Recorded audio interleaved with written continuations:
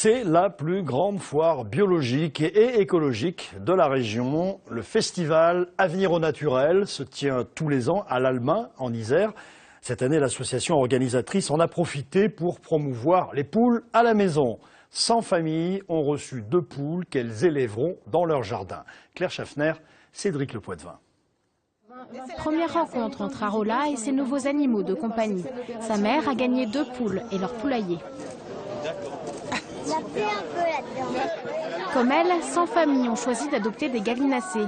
Une surprise pour les organisateurs et la preuve que la poule a du succès dans les jardins. Je pense que c'est plus qu'un phénomène de mode. En fait, on veut revenir à des valeurs qu'on peut qualifier de sûres. En fait, on veut savoir ce qu'on mange avec les œufs, par exemple.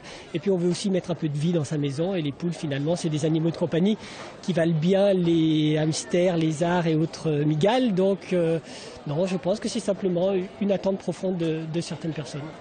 Les poules ne sont pas très exigeantes. Elles ont besoin de 25 mètres carrés par animal et bien sûr d'un enclos. Ah non, il n'est pas du tout confortable. C'est pas du tout confortable. Et à leur menu, des déchets alimentaires notamment. Elles en mangent jusqu'à 300 kilos par an.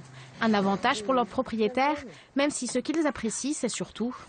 Le petit déjeuner avec des œufs frais, une alimentation qui est beaucoup plus agréable parce que ça n'a pas du tout le même goût que les œufs qu'on peut acheter à certains endroits.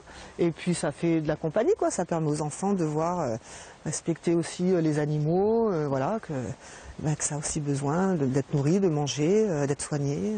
Voilà. Allez les cocottes! Aujourd'hui, les poules sont encore timides. Arola et sa mère, quant à elles, ont déjà en tête d'agrandir la basse-cour.